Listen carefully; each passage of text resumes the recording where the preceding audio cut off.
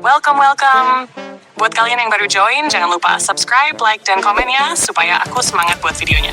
Terima kasih.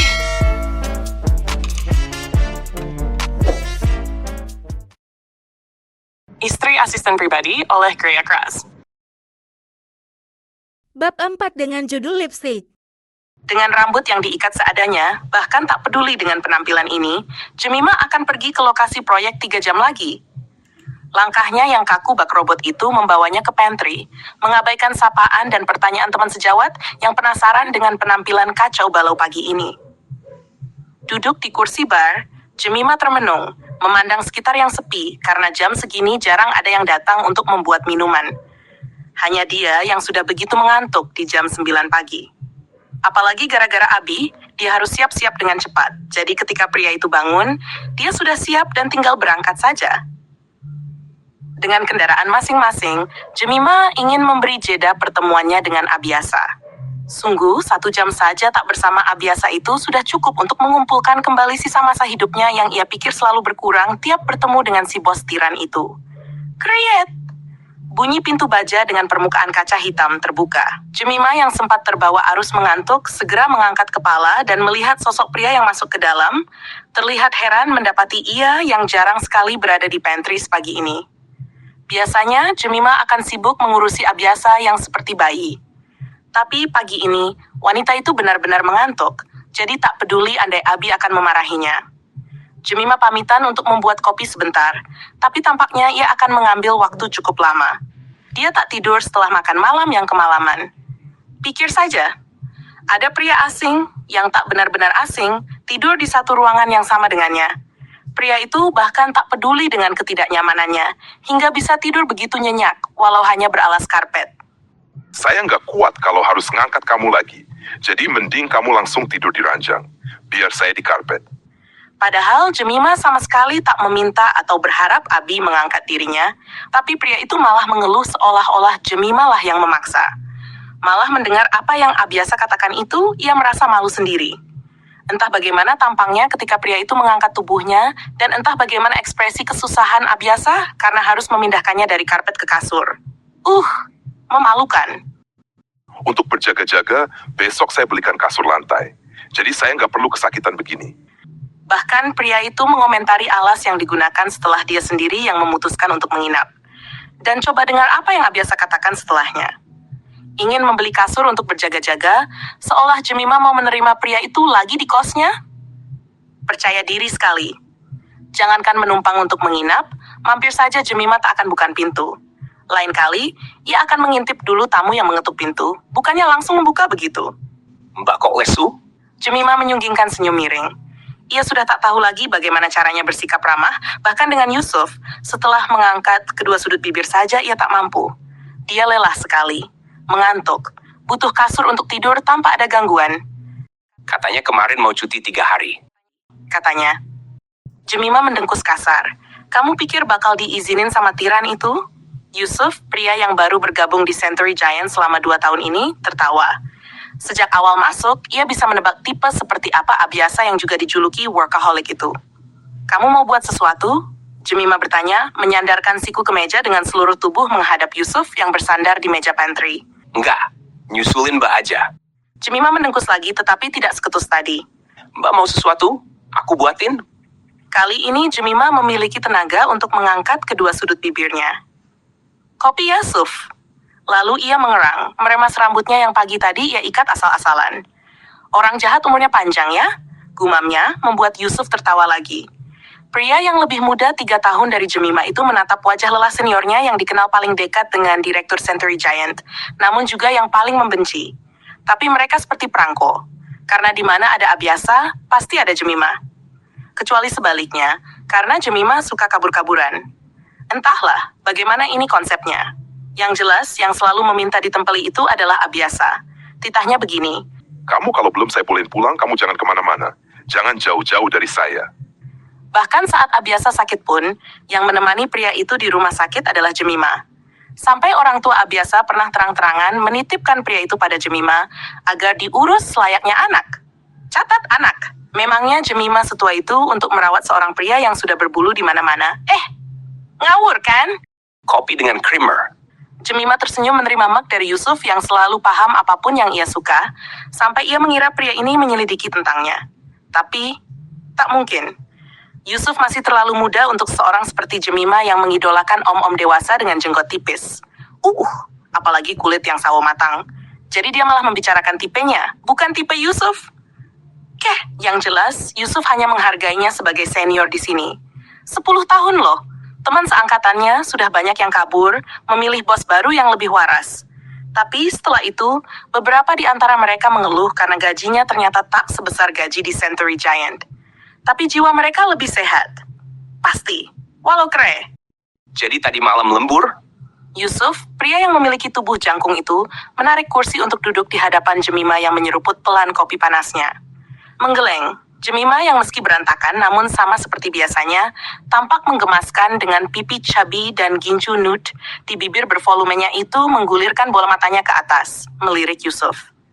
Lebih buruk dari itu, jawabnya dengan bibir masih menempel di sisi muk, lalu ia turunkan benda itu untuk menghela napas lelah. Terlalu banyak keluhan, jadi aku nggak bisa ceritain satu persatu. Lagian yang tadi malam itu terlalu pribadi. Dia dan Abiasa tentunya tak melakukan apapun. Namun jika ada yang tahu Abiasa menginap di tempatnya, maka rumor buruk akan menyebar. Di mana selain menjadi asisten di kantor, Jemima juga pelayan di kasur. Sebenarnya kabar seperti ini sudah sering ia dengar, tetapi selalu hilang timbul karena memang tak ada bukti yang akurat. Dan jika ada yang mengetahui Abiasa yang menginap di tempatnya, itu akan dijadikan alat fitnah oleh orang-orang yang memang tak suka padanya. Memangnya mereka pikir menjadi asisten Abiasa adalah keuntungan seumur hidup yang langsung dipakai sekaligus. Begitu. Padahal entah berapa kali Jemima mengatakan bahwa ia lelah menjadi budak korporat, terlebih atasannya langsung adalah Abiasa yang tak pernah kenal waktu saat bekerja. Tapi mereka bilang itu hanya alasan saja. Dasar Jemima yang enggan berbagi Abiasa. Begitu katanya. Untung ada beberapa orang waras yang paham akan kondisinya. Terutama Yusuf yang walau baru mengenalnya 2 tahun, bisa menjadi teman untuk meluapkan unek-uneknya. Kamu nggak kerja? Ntar dicari Bu Berta? Loh, tim keuangan yang menjadi atasan langsung Yusuf. Pria dengan warna rambut kecoklatan, cocok dengan kulit putih beningnya itu, menggedikan bahu. Bu Berta cuti. Kabar-kabarnya sih mau resign. Di kantor ini, Yusuf adalah salah satu pemandangan indah untuk membersihkan pikiran setelah aura positif dihancurkan oleh Abiasa, yang kalau bicara suka tak dipikir dulu. Abiasa tampan. Tentu. Makanya banyak yang iri dengan Jemima akan bisa memandang pria itu tiap waktu. Tapi bagi yang paham paras Abiasa yang bak malaikat itu, jauh dengan karakternya yang persis menyerupai iblis.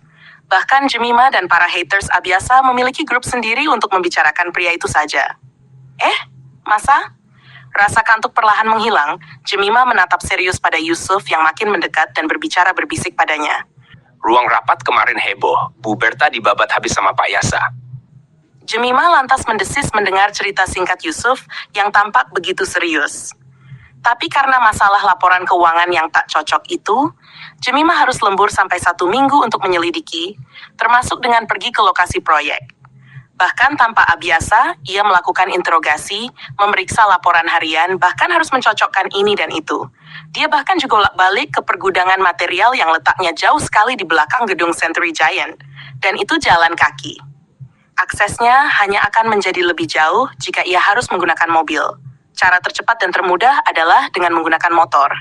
Tapi apa daya jika Jemima tak bisa naik motor? Tapi sebenarnya, beberapa kali dia naik forklift sih. Tubuh besarnya ini menyempil di samping operator. Tapi Abiasa tak boleh tahu, bisa diamuk dia nanti. Jadi pada intinya, penyiksaan yang ia dapatkan dari pengeluaran yang membengkak itu, Berta layak kena maki. Pun dengan para staf yang menjadi penanggung jawab proyek, yang pasti ikut kena damprat juga. Tapi kalau sampai kemarahan Abi membuat Bu Berta tak masuk kerja, sih, pasti parah sekali. Kalau ada Mbak Mima, mungkin nggak akan separah itu. Ya, masalahnya Jemima tak tahu kalau kejadiannya sampai seperti itu. Walau agak ia syukuri juga sih. Dia masih kesal saja karena hal seperti ini terus saja berulang. Sudah tahu jika ada masalah dengan Pak Restu selaku manajer proyek, tapi Bu Berta masih saja membantu. Masalah uang kan sensitif ya. Walau hanya melebihkan 100.000 dari pengeluaran harian, tapi kalikan saja jika proyek berjalan selama berbulan-bulan dan tiap hari selalu ada kelebihan pengeluaran begitu. Sebenarnya, Abiasa ini tak pelit. Hanya saja pria itu butuh keterbukaan. Jika dirasa kurang, maka min saja dana tambahan selama pembangunan proyek. Ya, meski harus menerima makian Abiasa dulu sih. Diva terus ngapain? Sebagai sekretaris, Diva harusnya mengontrol agar ruang rapat tetap kondusif, bahkan meski Abiasa mengamuk. Karena hampir di tiap meeting, emosi Abi agak terkontrol. Secuil kesalahan saja akan pria itu bahas, atau andai tak ada kesalahan, maka akan dicari-cari sampai ada. Kadang niatnya membicarakan kegiatan outing, lalu Abiasa akan membahas soal aturan-aturan yang malah membebani para karyawan yang ingin bersenang-senang. Tapi, jika ada Jemima, biasanya wanita itu akan langsung memotong aksi Abiasa dengan berkata, "Pak, masih ada jadwal berikutnya. Tenaganya jangan dihabisin di sini." Atau, "Bapak kan kesalahannya masih bisa diperbaiki. Jadi jangan dimarahin terus. Kalau mereka keluar, kita mau cari pengganti di mana dalam 1 hari." Atau yang paling frontal tapi cukup mempan, "Bapak kayak monster." Pasalnya, pria itu tak suka terlihat jelek. Oh iya, Yusuf menyeringai. kemarin Iksan lihat Diva keluar ruangan Pak Yasa nangis-nangis.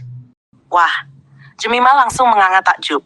Bagaimana bisa si anak manja itu kena damprat oleh Abiasa yang selama ini terkesan selalu ada di pihak si anak bawang? Buktinya, hampir semua pekerjaan Diva dilimpahkan pada Jemima. Meski andai Diva yang bekerja, hasilnya selalu Jemima perbaiki lagi sih. Kemarin Mbak keluar sih dari grup, jadi nggak tahu. Yusuf lantas menggeser kursinya mundur, sementara Jemima seketika itu menepuk jidatnya sendiri. "Chat, dia suruh masukin aku lagi."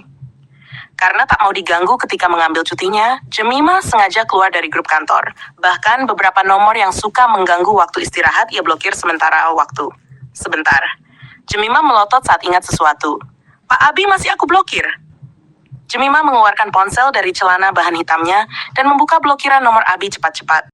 Mbak tuh suka cari perkara ya. Jemima tergelak mendengarnya. "Kamu tahu kalau ada di posisiku?" Menyeruput lagi kopi buatan Yusuf, lalu ia letakkan benda itu di meja. Terus ada berita, pintu pantry terbuka. Tentunya itu segera menarik perhatian Yusuf dan Jemima yang sontak melotot saat melihat siapa yang lantas masuk dan menutup pintu kaca itu dengan bantingan agak keras. "Aduh, setannya datang." Ngapain kamu? Abiasa menatap penuh selidik pada sosok Yusuf yang segera berdiri. Ngopi Pak, bikin kopi.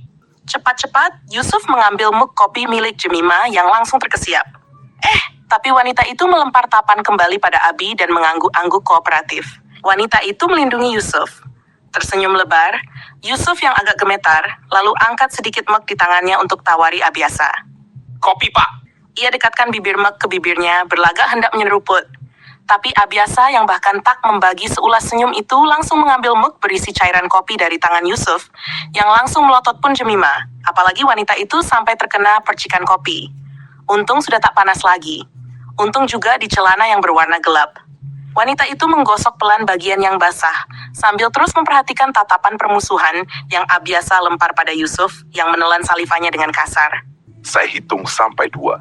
Abiasa makin mempertajam tatapan membunuhnya pada Yusuf, yang bisa merasakan bagaimana dinginnya kutub utara hanya dari tatapan Abiasa saja.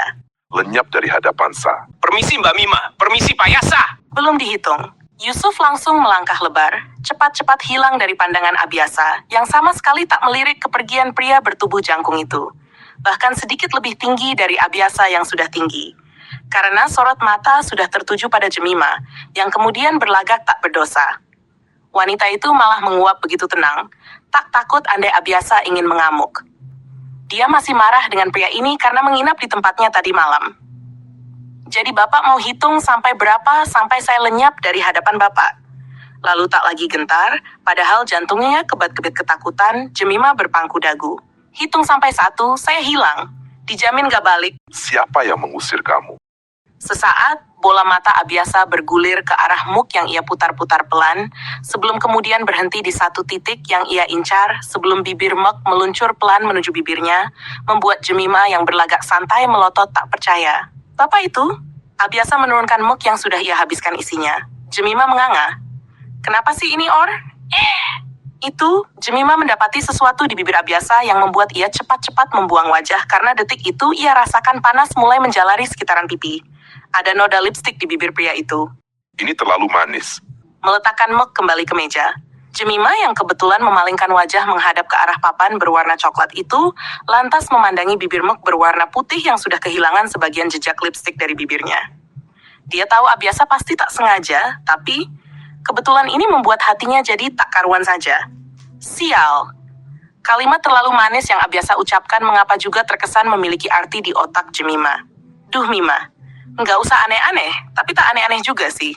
Kopi yang Yusuf buatkan tak semanis yang Abiasa katakan. Tapi bisa saja, itu memang terlalu manis untuk Abiasa yang tak suka manis. Entahlah, sialan. Ke ruangan sekarang. Membuat Jemima berjengit kaget, Abiasa lalu berbalik. Hal yang kemudian tak bisa wanita itu lihat, ketika Abiasa mengangkat ibu jari untuk mengusap pelan bibir bagian bawah, sebelum menurunkannya kembali tepat di bawah tatapan tajam Abiasa.